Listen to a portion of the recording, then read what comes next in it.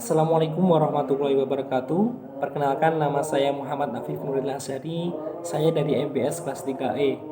Di sini saya sebagai moderator dari kelompok 13, yang dimana di sini kami menjelaskan tentang Lembaga Ekonomi Desa atau LED, KUP dan juga GKUP.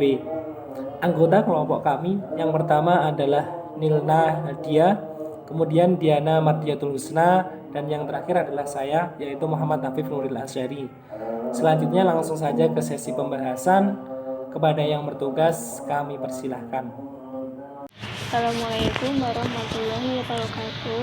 Di sini saya akan menjelaskan materi yang pertama, yaitu tentang LED atau Lembaga Ekonomi Desa. Pertama, dari pengertian LED. Lembaga Ekonomi Desa merupakan lembaga yang didirikan untuk ikut andil dalam pembangunan ekonomi desa.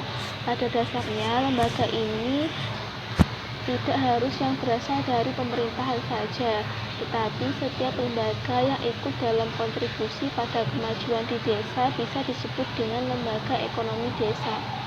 Kemudian peran dari lembaga ekonomi desa. Yang pertama, menjadi perpanjangan tangan pemerintah.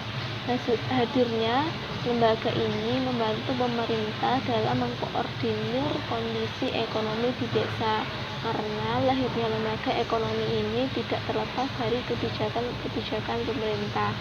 Kemudian yang kedua, membantu masyarakat desa mendapatkan dana. Fungsi utama dari lembaga ini adalah membantu masyarakat untuk memperoleh dana yang biasanya dilakukan dalam aktivitas pinjaman.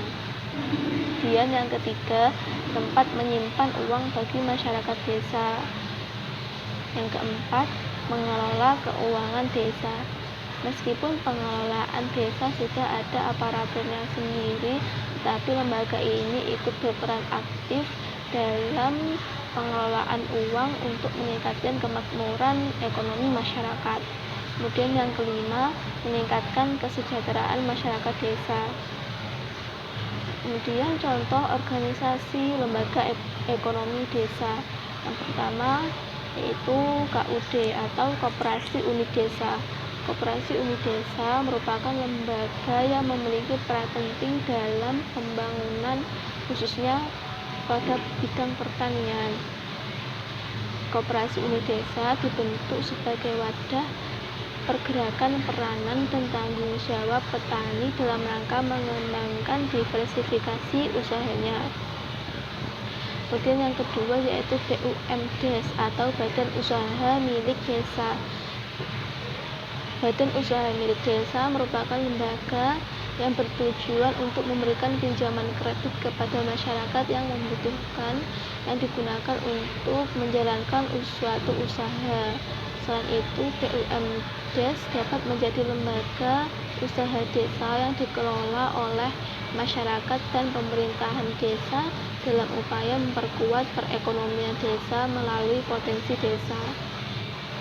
Kemudian bank pemerintah adalah bank yang akte pendirian dan modalnya berasal dari pemerintah. Kemudian bank pengkreditan rakyat.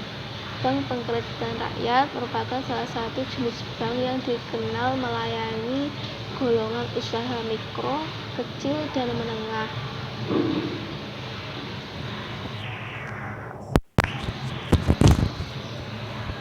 Yang selanjutnya adalah sumber modal lembaga ekonomi desa.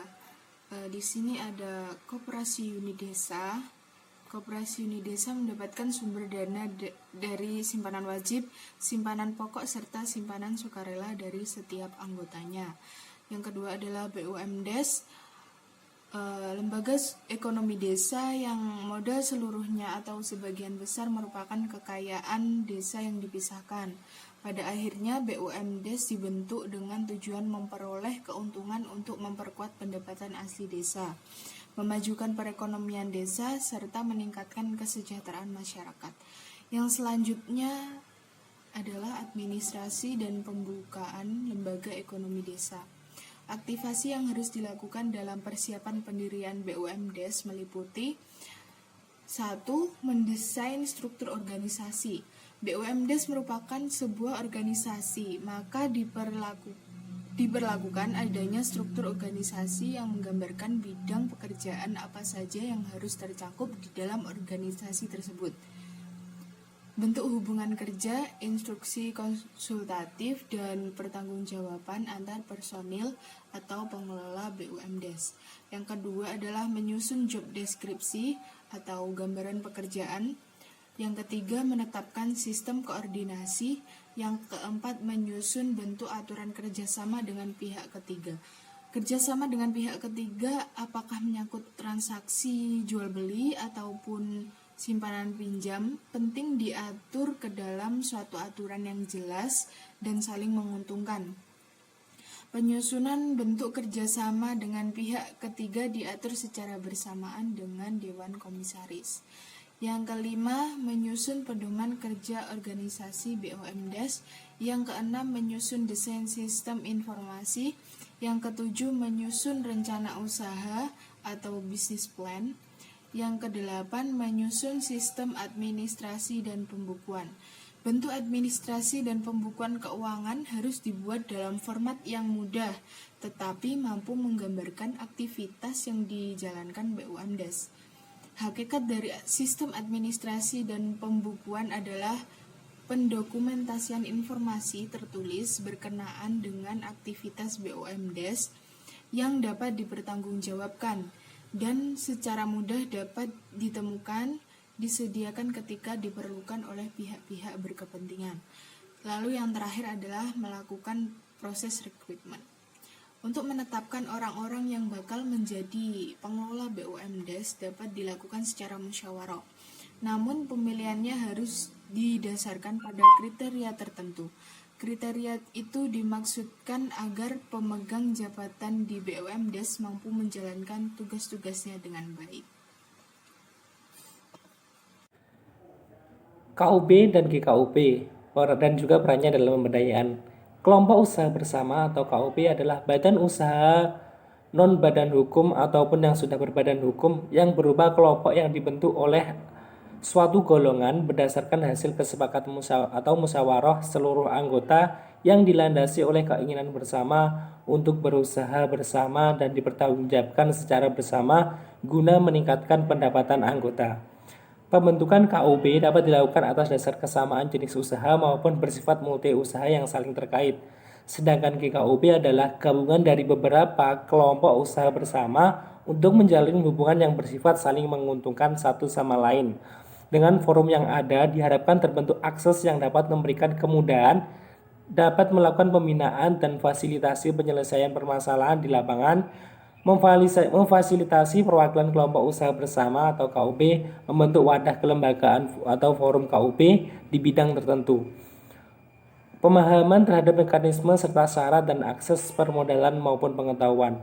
KUB dan GKUB keduanya memiliki manfaat dan tujuan yang sama, yaitu sebagai berikut.